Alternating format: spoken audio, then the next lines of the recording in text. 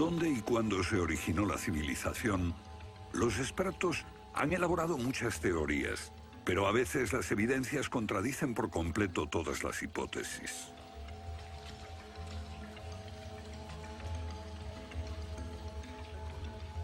Bajo el suelo congelado de Siberia se han encontrado especies animales extinguidas por un repentino cataclismo global, como el mamut gigante.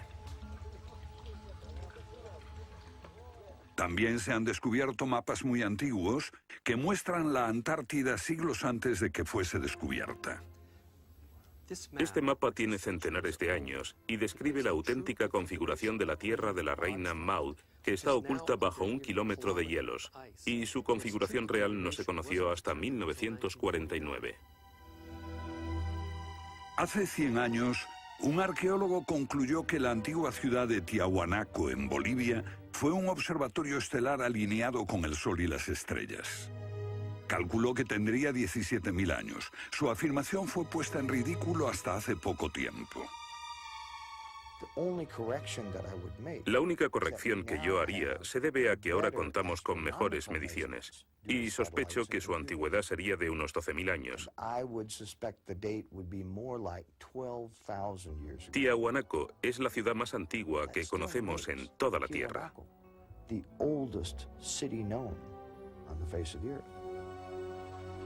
Los geólogos han descubierto que la gran esfinge de Gizeh en Egipto ha resistido siglos de lluvias incesantes, pero estas lluvias solo pueden haber tenido lugar miles de años antes de los faraones. ¿Fue construida la esfinge antes de los comienzos de la civilización? Lo que se pone en cuestión es la historia completa de la civilización.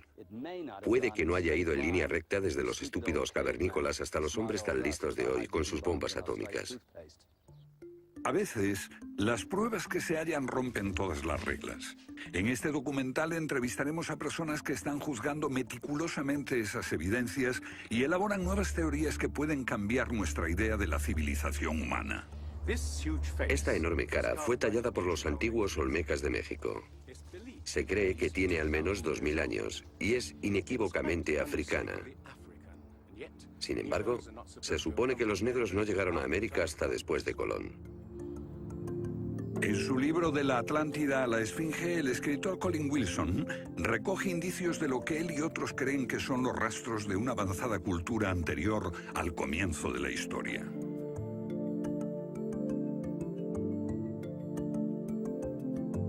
El filósofo griego Platón describió de manera precisa dicha civilización que, según le dijeron los sacerdotes egipcios, surcaban los mares miles de años antes, hasta que fue destruida por un terrible cataclismo. Platón la llamó Atlántida.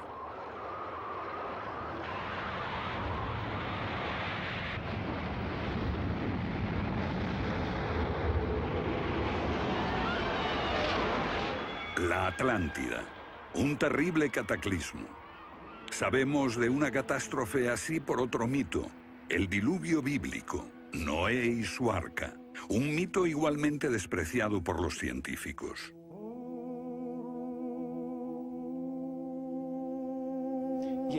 Cuando rechazan el diluvio bíblico y a Noé y el arca como una fábula, los científicos están ignorando el hecho de que hay cientos de mitos de diluvios en todas las culturas, aparte de las narraciones de Mesopotamia y de los hebreos, que dicen lo mismo sobre un desastre planetario que virtualmente borró al género humano antes del comienzo de la historia conocida.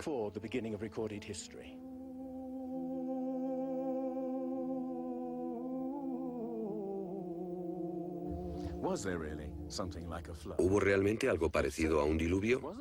Y si así fue, ¿existió una civilización anterior a todas las otras? Digo una civilización, y no la Atlántida. Porque en cuanto se menciona la Atlántida, el científico exclama, «Oh, no», y deja de escucharnos. ¿Pero es neutral la ciencia? ¿Lo es realmente cuando afirma, limítese a los hechos como punto de partida? La ciencia ha tendido a centrarse más en teorías que en hechos. Una teoría surge para explicar unos hechos, pero otros se dejan de lado. Nuevas evidencias pueden cuestionar la teoría, pero con frecuencia también son ignoradas. Llamamos a estos hechos anomalías. Son evidencias que no encajan en la teoría. En su polémico libro Arqueología Prohibida, los científicos Thompson y Cremo muestran lo que ocurre cuando una evidencia contradice las teorías científicas.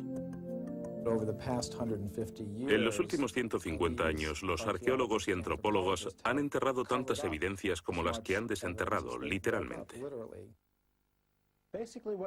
Básicamente estamos ante lo que llamamos un filtro del conocimiento.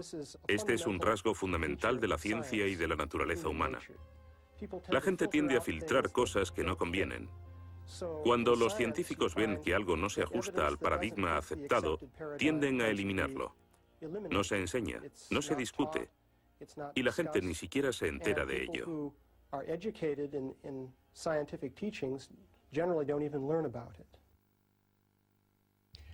Lo que estamos diciendo, por ejemplo, sucedió en Iatliclo, México, en 1996. Cuando la arqueóloga Janestine McIntyre amenazó con echar abajo la teoría convencional de que el ser humano es relativamente nuevo en la Tierra, que llegó a Siberia hace unos 30.000 años y en América hace unos 20.000 años. En México, la arqueóloga Stine McIntyre descubrió herramientas de piedra y huesos humanos y los sometió a una batería de pruebas científicas. En 1966 pensamos que era un yacimiento antiguo y creímos que tendría unos 20.000 años. En aquella época se pensó que era demasiado tiempo. Cuando lo datamos mediante una batería de métodos, supimos que tenía 250.000 años. Sinceramente, yo me hubiera sentido feliz con los 250.000 años. Fui ingenuo y pensé, bien, voy a dejar de pensar en las fechas. Tenemos la información. Hemos conseguido los hechos. Tomemos estos hechos y partamos de ahí. No me di cuenta de que arruinaría mi carrera por completo. Todas sus oportunidades profesionales se frustraron. El yacimiento fue cerrado. Los permisos para investigar denegados sistemáticamente. No obstante, más de 30 años después, unos arqueólogos descubrieron en Siberia vestigios de seres humanos de 300.000 años de antigüedad. Una fecha que de repente hizo que la datación de Jan McIntyre no pareciese tan improbable después de todo. No es necesariamente una conspiración deliberada. No decimos que se trate de personas reunidas en una habitación y diciendo, vamos a engañar a la gente. Es algo que ocurre automáticamente en la comunidad científica. Cuando una evidencia difiere de la teoría predominante, no se habla de ella, no se da información. Y eso significa que la ciencia deja de progresar de la forma en que uno desearía.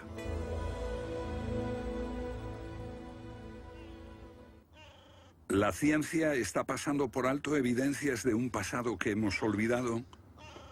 ¿Pueden ser ciertos los mitos que nos hablan de la existencia en este planeta de civilizaciones que desaparecieron miles de años antes de que comenzase la historia registrada? Una nueva clase de investigadores está estudiando las anomalías que la ciencia tiende a descartar. Se plantean preguntas que pueden cambiar nuestro concepto sobre la historia humana.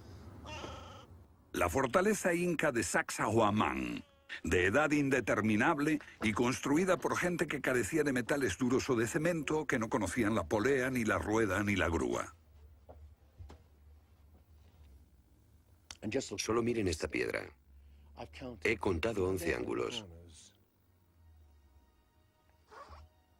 Debe pesar más que 200 coches juntos y revela la increíble habilidad de la gente que la hizo. Y también algo más. Una capacidad asombrosa para manipular objetos de este tamaño. ¿Cómo diablos las levantaban? Bolivia. Las misteriosas ruinas de Tiahuanaco. La misma habilidad manual, una capacidad de construcción que resulta inexplicable. Las piedras están perfectamente ensambladas. Intentemos insertar una aguja en cualquier punto de las junturas. La aguja no entra.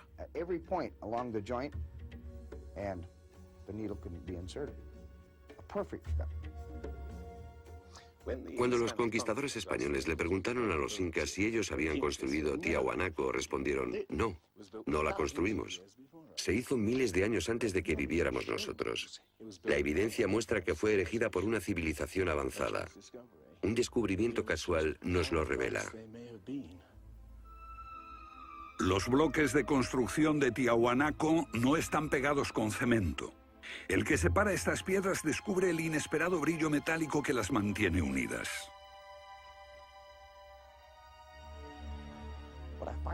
Lo que encuentro asombroso es que para trasladarlas a cada uno de los lugares donde empleaban este material, ellos tenían que contar con una especie de planta de fundición móvil para licuar el metal.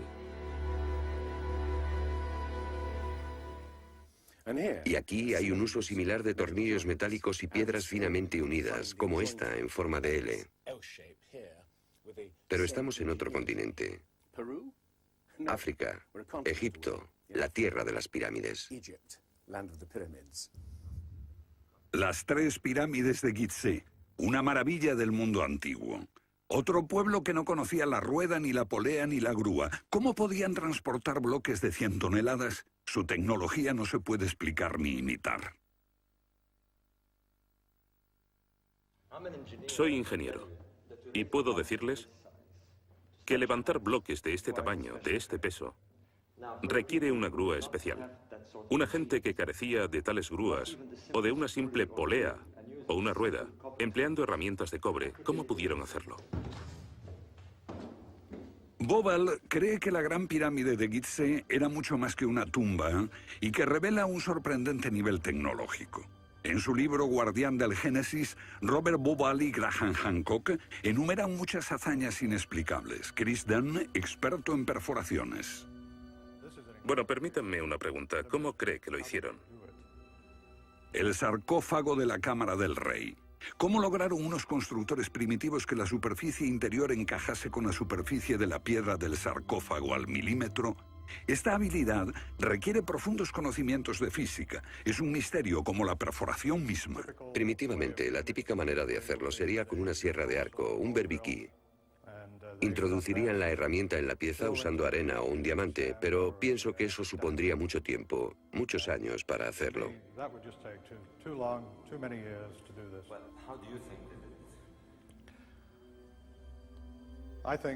Creo que debieron haber usado herramientas más potentes. Hoy, para perforar esto, tendríamos que hacerlo a una velocidad de 6-10 milímetros por revolución de taladro en el granito. Ellos lo hicieron más rápido de lo que lo haríamos nosotros. Más rápido, investigadores como Chris Dunn se preguntan acerca del propósito de emplear este raro instrumento en un friso oculto. ¿Taladros superpotentes? Esto parece una conclusión precipitada. Los indicios de un taladro de alta velocidad se erigen en otro misterio sin resolver. Ahora miren esto. La increíble precisión de la mano de obra. La total suavidad de las paredes en esta supuesta tumba para bueyes sagrados. Y que implica un alto nivel de destreza. Por supuesto, eso podría explicarse en términos de cientos de obreros puliéndolas durante 10 años seguidos. Pero, si hablamos del misterio de los vasos egipcios, no como este vaso de arcilla que acabo de comprar, sino vasos hechos de alabastro, basalto e incluso diorita, que es la piedra más dura de todas.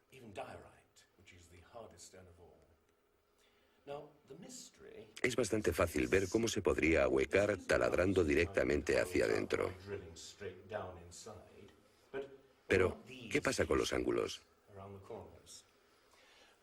La tecnología moderna es incapaz de hacerlo. Sin embargo, los antiguos egipcios moldeaban miles de piezas. Algunas de ellas 2000 años antes de la civilización que se supone surgió aquí. ¿Cómo? Otro misterio sin explicar. Inexplicable. ¿Cómo pudieron los constructores alinear sus gigantescas pirámides con los puntos cardinales tan impecablemente? En perfecta dirección este-oeste y norte-sur, con una exactitud no igualada por los modernos constructores. La Gran Pirámide parece ser un modelo matemático del hemisferio norte e incorpora el trascendental valor de pi, las veces que cabe el diámetro de un círculo en su circunferencia.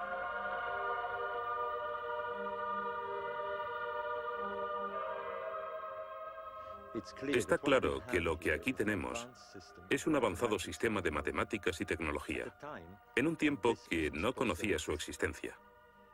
Para lograr estos resultados, los antiguos constructores tenían que usar un eclímetro de 52 grados. Cualquiera otro no valdría. Pero no solo los egipcios conocían el valor pi.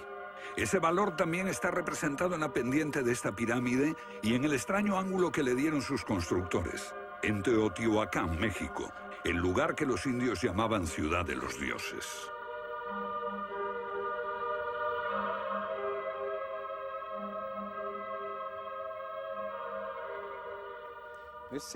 En su época, esta ciudad fue más grande que la Roma imperial.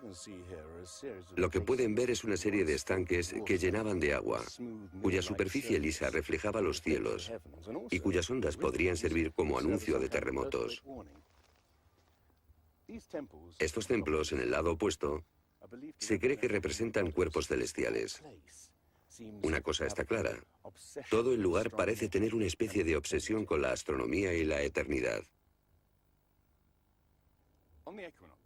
En los equinoccios, el 21 de marzo y el 21 de septiembre, estas pirámides proyectan sombras gigantes, lo que las convierte en un perfecto reloj para la medición del tiempo. Como si proviniesen de una fuente común, las antiguas civilizaciones de todo el mundo exhiben un sofisticado conocimiento de los cielos que todavía nadie ha explicado. Fascinación por el sol, las estrellas. El lento e inexorable movimiento de la Tierra determina que las constelaciones parezcan viajar por los cielos nocturnos y por las épocas.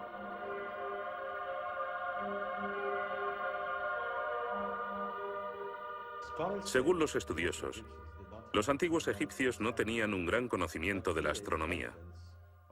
Pero en el templo de Dendera hay muestras de su sofisticado conocimiento del cielo. Miren las constelaciones del zodíaco: Leo, Tauro, Piscis. Y aquí, la constelación de Orión. Bauval cree que la astronomía es la llave de muchos misterios de las pirámides. Los antiguos egipcios veían en la constelación de Orión a su dios Osiris, señor de los muertos y la vida ultraterrena. Bauval halló el reflejo de ese dios en las pirámides de Gizeh.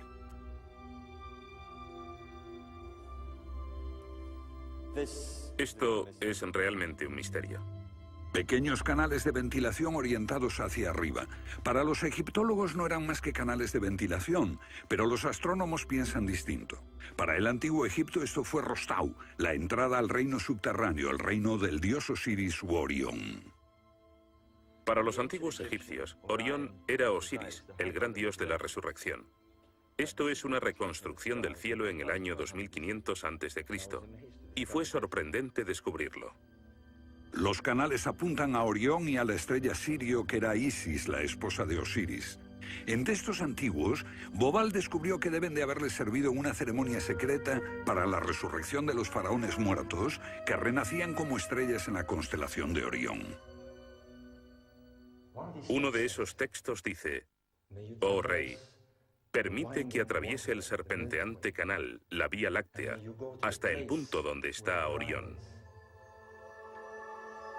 Bauval cree que Osiris tenía tal importancia que los constructores emplazaron las 3 pirámides de Gizeh para que fueran un reflejo terrestre de las 3 estrellas del cinturón de Orión. Esa correlación fue solo el comienzo. Bauval descubrió que los antiguos habían dado nombre de estrellas a otras 2 pirámides próximas. Esto le hizo entrever un plan más amplio y quedó perplejo. La constelación de Orión, el dios Osiris, estaba en el cielo y en la tierra.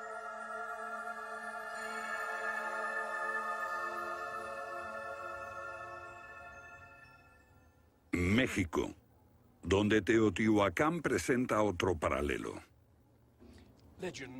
Una leyenda la llama la ciudad de los dioses y sugiere que su propósito era convertir a los hombres en seres celestiales.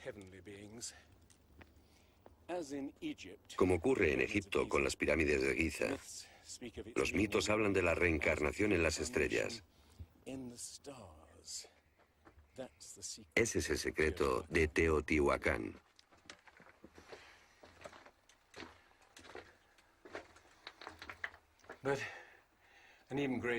Pero esta pirámide presenta otro enigma mayor. Cuando se excavó por primera vez en 1906, se halló una enorme capa de mica.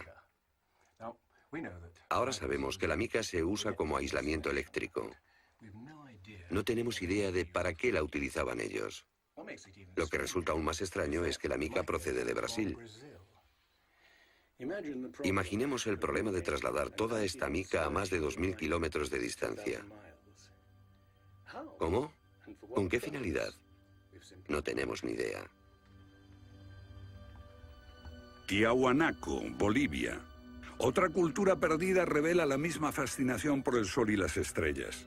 Hace 100 años, el arqueólogo boliviano Poznański observó que en el primer día de primavera el sol salía exactamente por el centro del templo. Fue el inicio de un gran descubrimiento. Poznański descubrió que este templo era un observatorio, un gran reloj para medir la progresión del sol. Y podemos utilizar ese alineamiento astronómico para datar el lugar. Durante el año el sol sale cada día por un punto diferente del horizonte.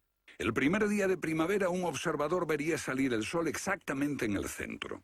Estudiando el esquema de Poznański, dedujimos que en los primeros días de invierno o de verano el sol saldría por encima de las piedras angulares. Pero no fue así. Los arqueólogos actuales dicen que los constructores cometieron un error de cálculo. Después de observar la perfección con la que se construyó este sitio, con piedras de 100 toneladas, sugerir que los marcadores del solsticio están mal alineados me parece increíble. Neil Stide hizo una completa verificación de los cálculos de Poznański. Midiendo el ángulo de las piedras angulares y comparándolo con las posiciones actuales de salida del sol, Poznański calculó que Tiahuanaco fue construida hace 17.000 años. En ese tiempo, la inclinación del eje de la Tierra era ligeramente distinta de lo que es hoy en día y el sol habría salido directamente encima de las piedras angulares.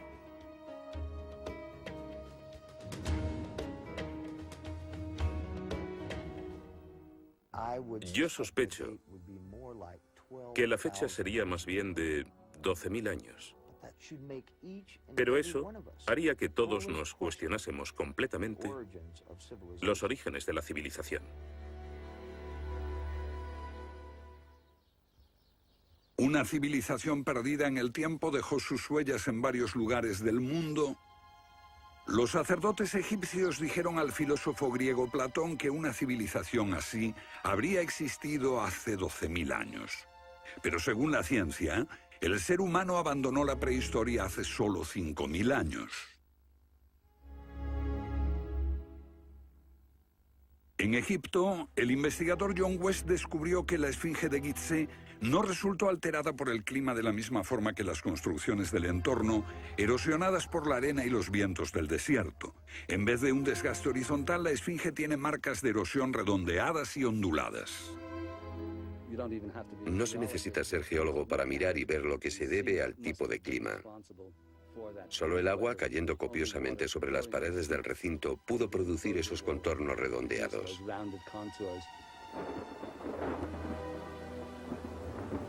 ¿Agua en el desierto del Sáhara? Ciertamente no en tiempos de los faraones. Para eso hay que trasladarse a finales de la era glaciar. Unos 10.500 años antes de Cristo, miles de años antes de que existiesen los faraones. ¿Pero por qué entonces la esfinge tiene cabeza de faraón?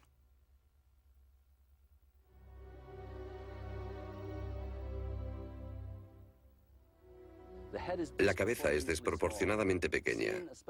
Desde el aire se ve que el cuerpo de la esfinge es largo y aplanado, y la cabeza casi se parece a la de un alfiler. Para nosotros, esto indica que ha sido tallada más de una vez. En otras palabras, la cabeza se rehizo en algún momento de su larga historia. John West cree que la esfinge era originalmente un enorme león que un desconocido grupo de escultores modeló en la roca antes del 10.500 a.C. Se comenzó a erosionar cuando el final de la era glaciar alteró el clima y causó lluvias que cayeron durante siglos. Solo miles de años después, un faraón habría tallado la cabeza con su propia imagen. ¿Tiene la esfinge más del doble de la antigüedad que creíamos?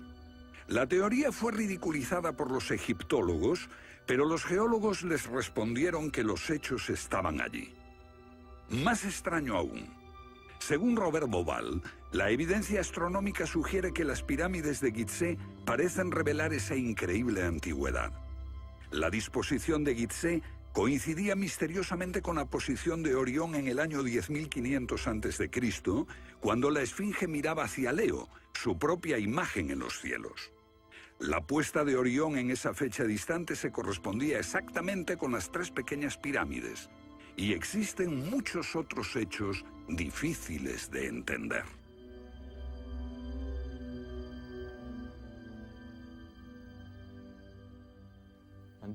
Esto coincide exactamente con las ideas que se desarrollaron tras los análisis geológicos de la esfinge. Dos ciencias sólidas indican que la esfinge podría remontarse al año 10.500 a.C.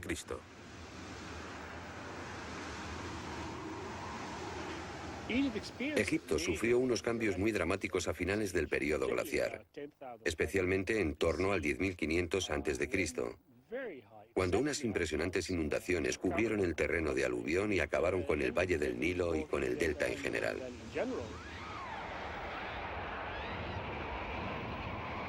«10.500 años antes de Cristo, un periodo de inundaciones. ¿Pudieron los diseñadores de Gizeh remontarse a un tiempo tan distante? El tiempo de sus mitos dice que el dios Osiris y sus asistentes ascendieron del caos para traer los primeros frutos de la civilización. ¿De dónde vinieron?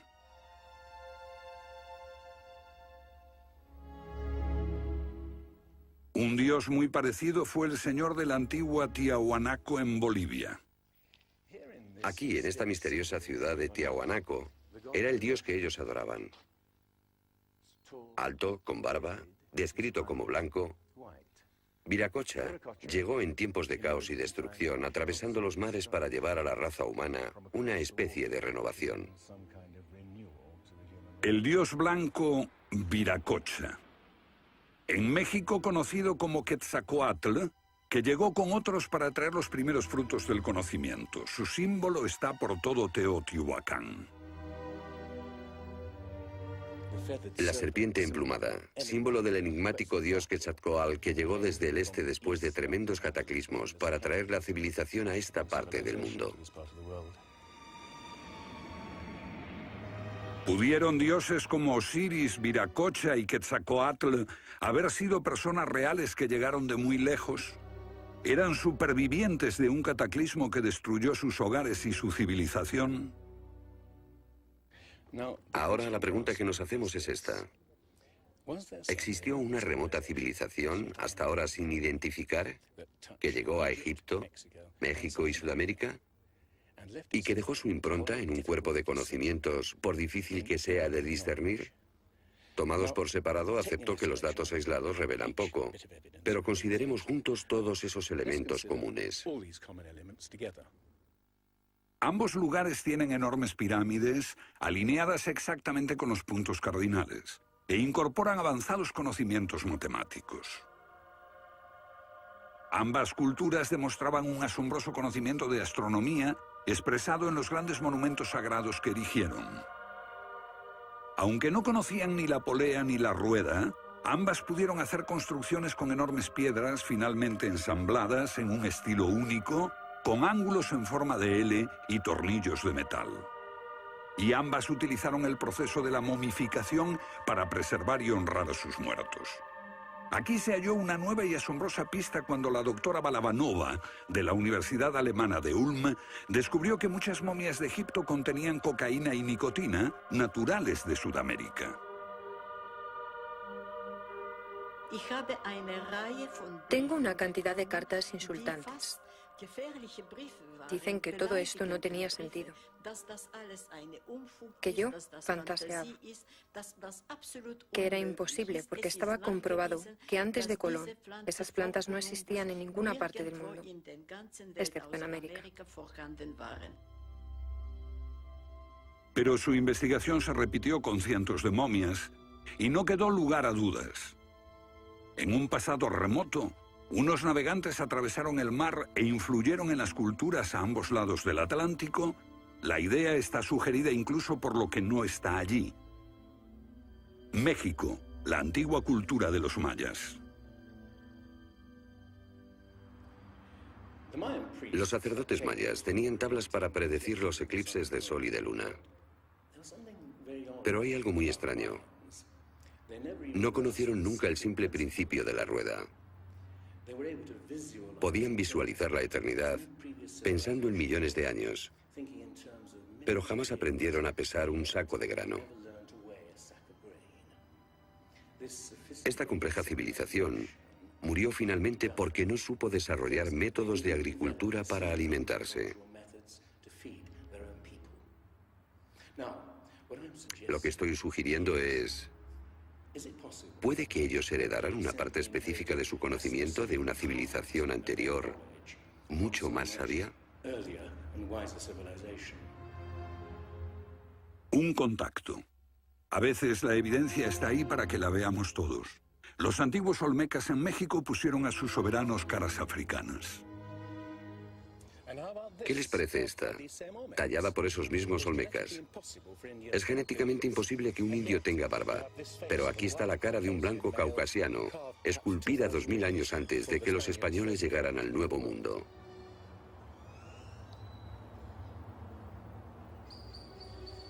Caras de africanos y de caucasianos esculpidas muchos siglos antes de Colón. ¿De dónde vinieron? ¿Cómo llegaron aquí? ¿Cómo influyeron en la más antigua cultura de América Central, en la cultura madre de México?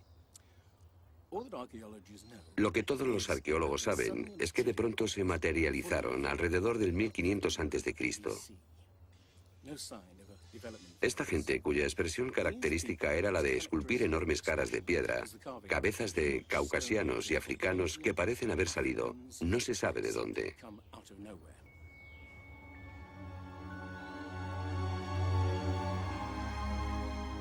Oaxaca, la antigua ciudadela del Monte Albán. Aquí, en el sur de México, está el último testimonio de esos misteriosos hombres. Porque estas figuras esculpidas en piedra parecen corresponder a muertos en combate, desnudas, desamparadas, la mayoría castradas. Este puede reflejar el momento en que estos hombres desaparecieron de la historia.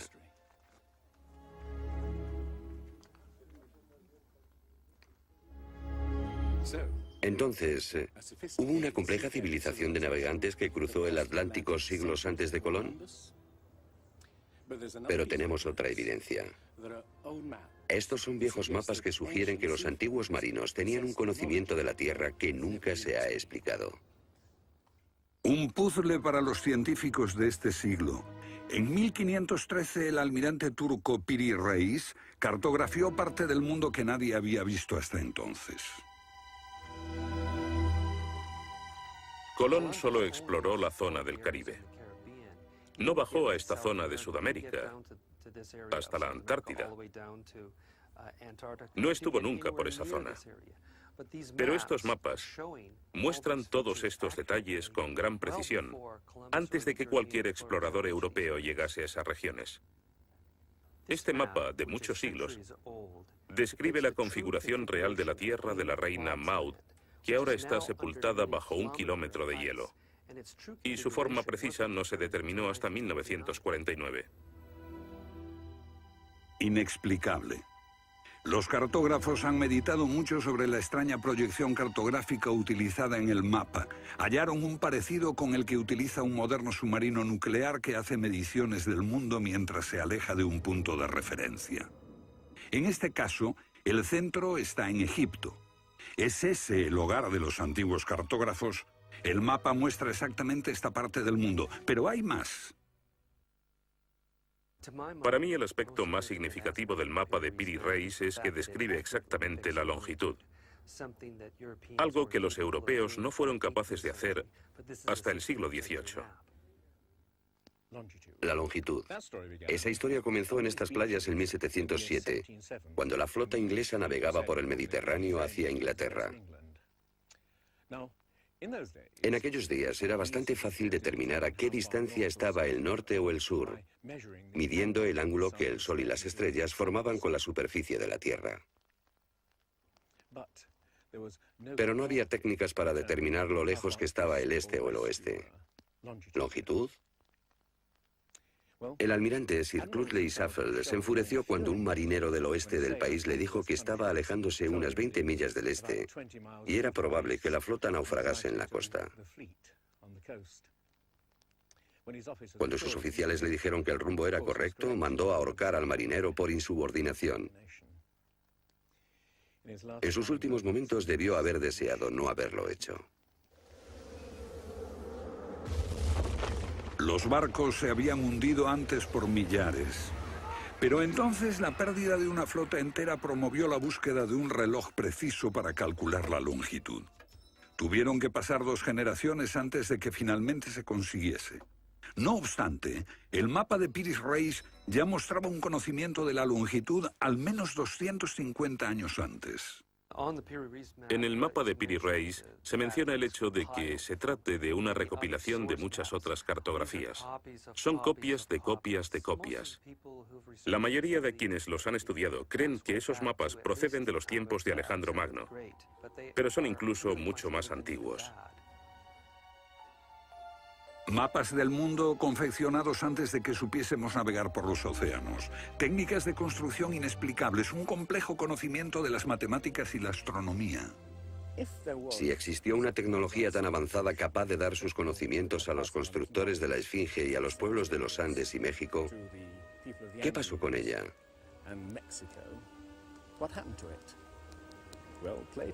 Platón dice que existió esa civilización avanzada tecnológicamente y capaz de surcar los océanos del mundo, la Atlántida, situada en una enorme isla-continente. Rechazando una civilización perdida, la ciencia niega también la idea de una catástrofe global que la destruyó. Pero Platón y la Biblia no son las únicas evidencias. El Popol Vuh, libro sagrado de los mayas, habla de enormes marejadas e inundaciones que azotaron el mundo durante meses. Una lluvia fría y negra indescriptible y granizo. Los antiguos hablaban de tiempos de caos, de inundaciones y oscuridad de los cuales emergieron los dioses para dar forma a la tierra de Egipto.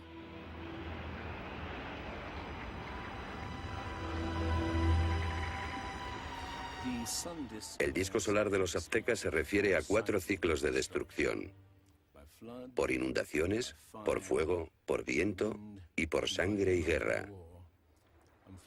Y prevé el fin del mundo por un enorme cataclismo surgido de las entrañas de la tierra.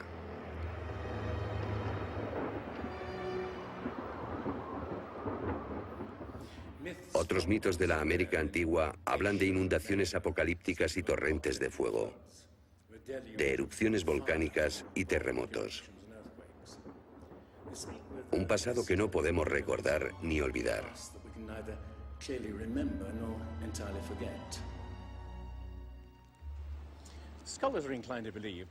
Los especialistas tienden a creer que el diluvio es una fantasía de los viejos poetas. Pero supongamos que los expertos se equivocan. Supongamos que una serie de terribles catástrofes naturales redujeron a nuestros ancestros a pequeños grupos que vivieron apartados y se esparcieron por todo el mundo.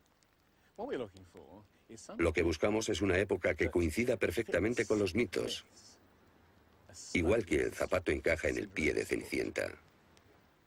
Una pista. La fosa de Alquitrán en La Brea, California. Una inmensa sepultura de millones de animales que hoy se ha convertido en atracción turística.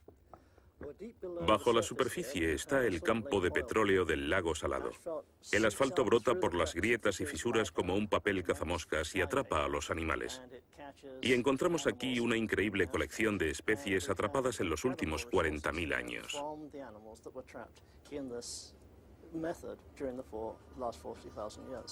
Esta fosa de Alquitrán puede leerse como un libro de tiempos remotos, cuando abundaban los animales y nosotros no los considerábamos como originarios de América.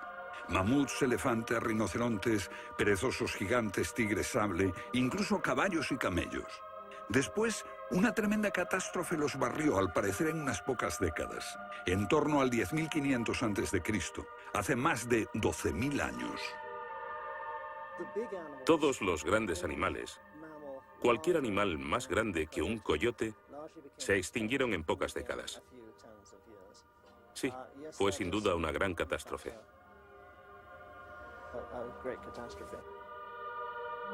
Un registro de la catástrofe. El fin de la era glaciar. En el 10.500 a.C., hace más de 12.000 años. Temperaturas que habían permanecido relativamente estables durante miles de años de pronto se elevaron. Un aumento de temperatura de más de 5 grados en un abrir y cerrar de ojos. Solo entre 3 a 10 años. Se trata del asombroso descubrimiento de unos científicos que perforaron la capa de hielo en Groenlandia para investigar los cambios en la atmósfera. El hielo de Groenlandia ha sido llamado por algunas personas la piedra roseta del clima, porque ver que el clima puede cambiar tan rápidamente es un enorme descubrimiento. Y este cambio ocurrió en un periodo de entre 3 años y una década. Hemos observado cambios espectaculares en la química de la Tierra. Y descubrimos que en un periodo en el que las placas de hielo estaban empezando a derretirse, es cuando tenemos más señales de sedimentos volcánicos y de mayor magnitud, mayores concentraciones que en cualquier otro periodo en los últimos 110.000 años.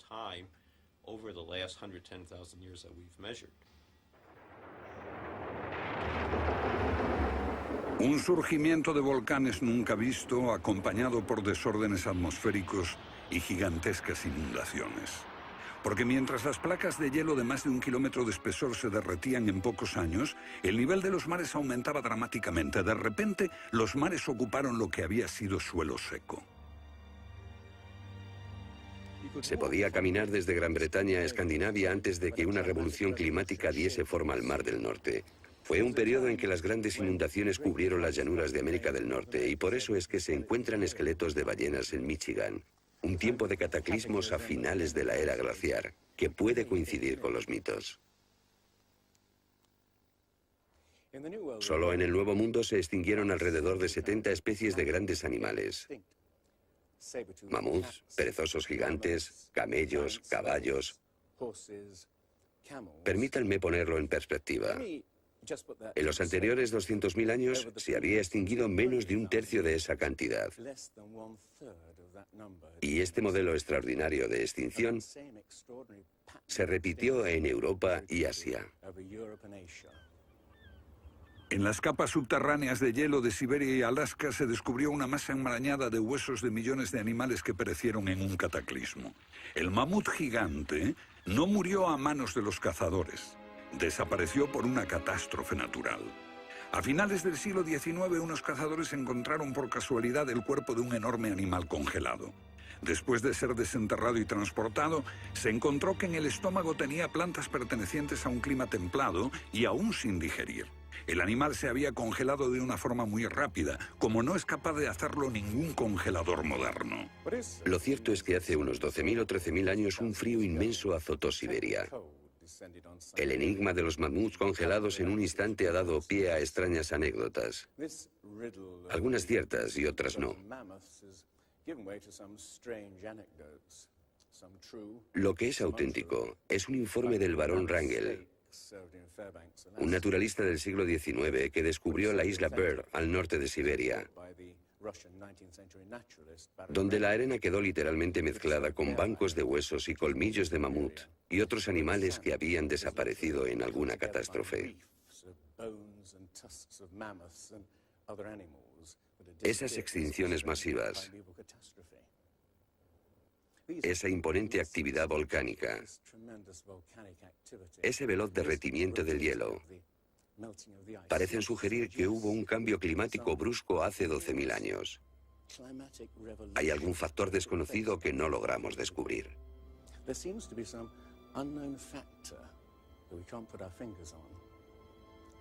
El fin de la era glaciar. ¿Qué provocó esa revolución? He aquí la gran cuestión. ¿Qué causó el cataclismo? Una de las mejores ideas la ha planteado Charles Hapgood. Él sugiere un desplazamiento repentino de la corteza terrestre. Toda la corteza de la Tierra es solo un tercio de un 1% de la masa terrestre. Como la piel de una naranja, si se suelta, se mueve. Más fina que una cáscara de huevo, la corteza de la Tierra queda apoyada en un interior líquido. La teoría imperante sobre la corteza terrestre es la de las placas tectónicas. Los continentes se separan lentamente durante cientos de millones de años. Aunque la ciencia rechazó esa teoría durante más de medio siglo, ahora niega también la idea de que la corteza pudo moverse en su conjunto y repentinamente. Pero un científico quedó hipnotizado por la idea. Se llamaba Albert Einstein.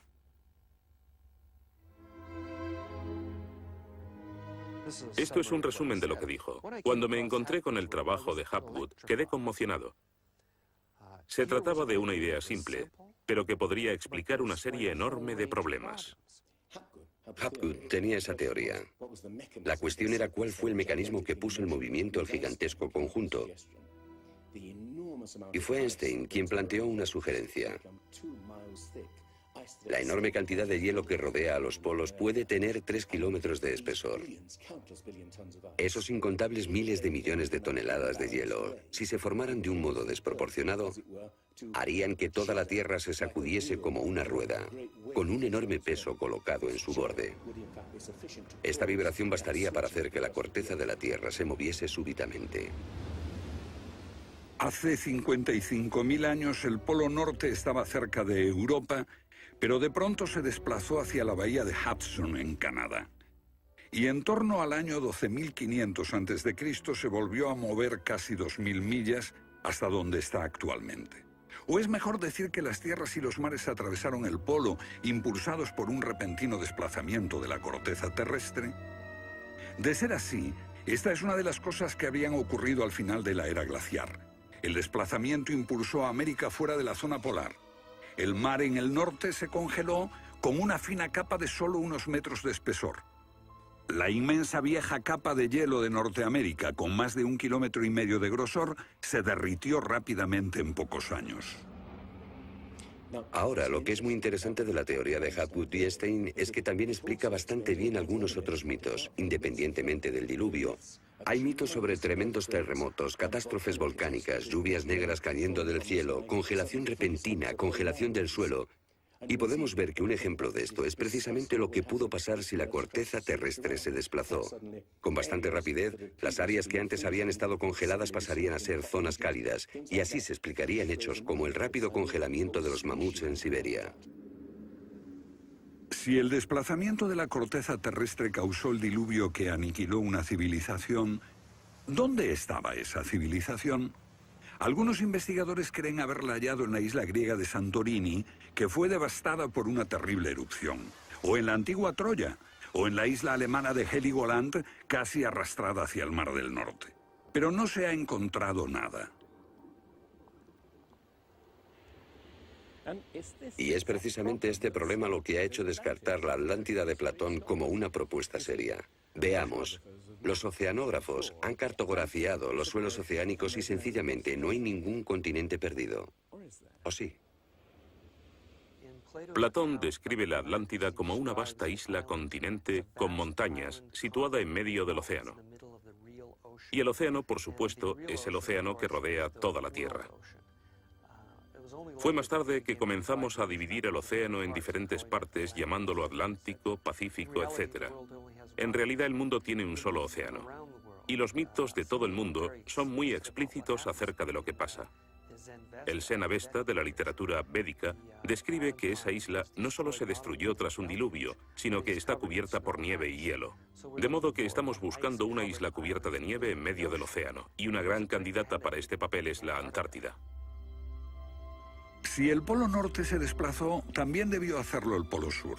Flennat cree que hace 12.000 años una parte de la Antártida permanecía en zonas templadas y pudo haber albergado una civilización que desapareció cuando el continente se convirtió en el Polo Sur. Esa es la explicación que él encuentra en los mapas que muestran partes de la Antártida que están debajo del hielo. El almirante turco Piri Reis demuestra un conocimiento de la Antártida que no debería de tener. Tras examinarlos, especialistas en cartografía de la Armada y de las Fuerzas Aéreas nos dicen: hemos hecho comparaciones de picos salientes y de montañas. Hemos descubierto que coinciden de forma asombrosa. Lo que debemos enfatizar es que no estamos hablando de un mapa, el mapa de Piri Reis, que podría cuestionarse. Estamos hablando literalmente de docenas de mapas. Por ejemplo, el mapa Phineus de la Antártida es sumamente preciso en cuanto a la configuración, mostrando sistemas fluviales que existieron allí, pero que no se conocían en el siglo XVI. La Antártida no fue descubierta hasta cerca del año 1800. Entonces, ¿cómo pudieron los cartógrafos europeos representarla? Solo, cree Flenard, si ellos la copiaron de copias de otras copias de mapas que se remontan milenios atrás. Hace solo unos 25 años supimos que bajo la capa de la Antártida existían unas islas, un continente bajo un océano helado. Sin embargo, esa información ya estaba aquí, en este mapa. Estas islas de aquí corresponden a este área, y el modelo de nevadas aquí es muy intenso. Nada aquí. Estas islas debajo de este punto se podrían haber unido entre ellas antes de unirse a la tierra firme. Así, lo que se describe aquí es algo que yo creo que verdaderamente ocurrió en torno al 8000 a.C. Puede que en el 6000 a.C. a lo sumo.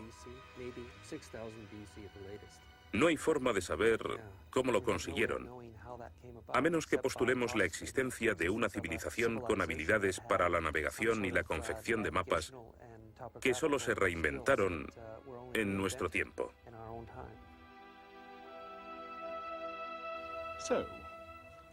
¿Fueron los comienzos de la civilización humana más remotos de lo que suponíamos?